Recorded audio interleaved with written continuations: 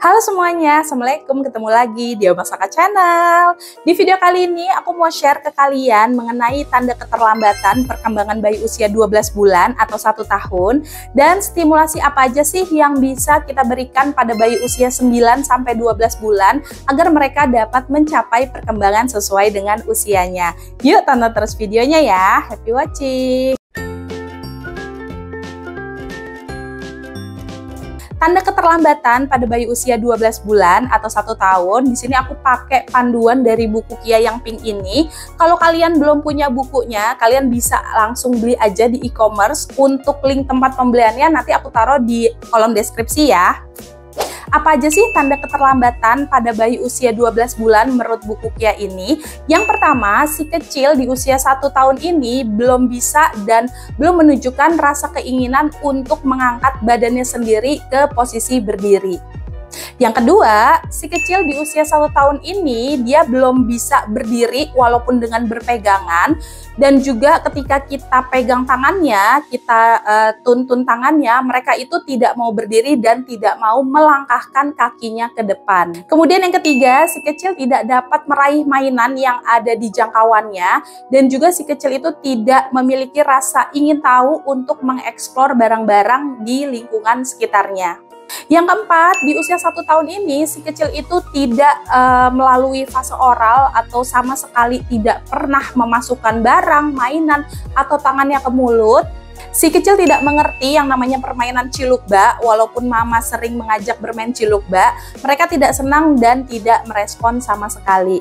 Lalu di usia 1 tahun ini mereka itu tidak babbling, tidak mengoceh, dan tidak mengeluarkan 2 atau 3 suku kata yang sama walaupun belum berarti. Dan yang terakhir, mereka itu tidak mengenal anggota keluarganya. Kalian bisa langsung aja checklist poin-poin yang tadi aku sebutin, atau kalian bisa langsung checklist di buku Kianya. Kalau ada salah satu poin yang sampai sekarang anak kalian itu belum bisa tercapai di usia 1 tahun ini, kalian bisa segera konsultasikan ke dokter kalian ya.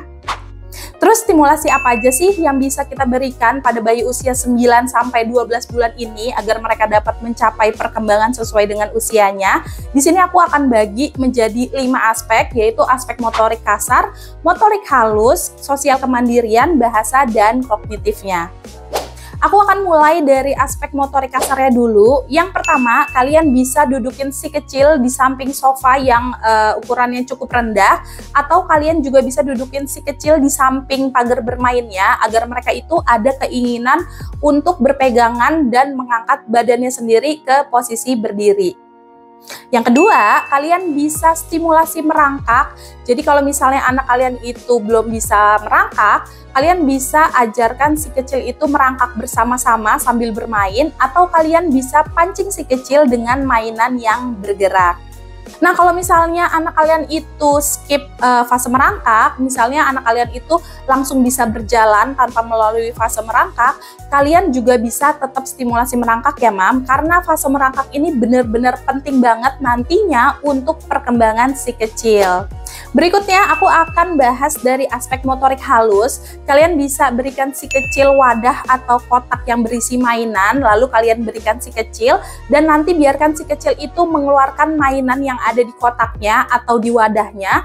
Kemudian setelah dimainin, kalian juga bisa ngajarin si kecil untuk memasukkan benda atau mainannya ke wadahnya kembali. Kalian bisa ajak si kecil bernyanyi sambil bertepuk tangan, atau stimulasi si kecil sambil menggerakkan kaki dan tangannya. Jangan lupa juga rutin memberikan anak sesi sensory play, jadi agar si anak itu mengenal banyak tekstur. Kalian juga bisa memberikan kesempatan si kecil untuk memegang perlengkapan makannya sendiri ketika makan ya. Berikutnya, untuk aspek sosial kemandirian, yang pertama, kalian bisa selalu memberikan apresiasi ketika si kecil itu sudah bisa melakukan suatu pekerjaan, dan kalian bisa ajarkan si kecil untuk menunjuk sesuatu. Misalnya kalian sedang melihat kucing, kalian bisa tunjuk kucingnya, atau si kecil itu pengen minum, kalian bisa menunjuk ke arah gelasnya. Agar lama-kelamaan suatu saat nanti si kecil melihat kucing, nanti si kecil itu akan meminta perhatian mama dengan menunjuk si kucingnya, atau dia akan menunjukkan gelasnya atau mangkok makannya ketika dia itu haus ataupun lapar.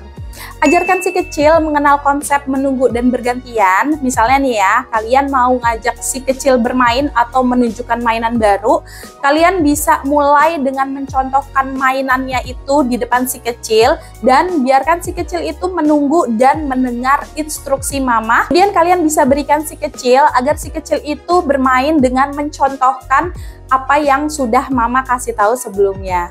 Next, untuk aspek bahasa, lagi-lagi ini kita harus lebih aktif untuk berinteraksi langsung kepada si kecil. Kita ajak ngobrol, mengulang kosakata sehari-hari, dan juga mengajak bernyanyi. Jangan lupa untuk tanggapi dan respon ketika si kecil itu sedang mengoceh, agar nantinya si kecil itu semakin banyak kosakata yang dikeluarkan. Kalian bisa berikan si kecil buku yang menarik seperti soundbook, jadi itu kan bisa ngeluarin suara-suara ya, seperti suara hewan, suara kendaraan. Pokoknya nanti kalian cari aja di e-commerce, itu kalian bisa langsung ajak si kecil interaksi dengan menunjuk hewannya, kemudian memencet tombol untuk keluar suaranya, dan mencontohkan suara-suara hewannya. Yang terakhir yaitu aspek kognitif, jangan lupa untuk rutin selalu berikan si kecil permainan-permainan edukasi ya Mams, seperti memasukkan bola, mengambil bola yang ditempel, dan lain-lain. Oke deh, segitu aja dulu ya videoku kali ini, semoga bermanfaat. Kalau kalian suka dengan video ini, jangan lupa like, share, komen, dan subscribe. Terima kasih sudah menonton.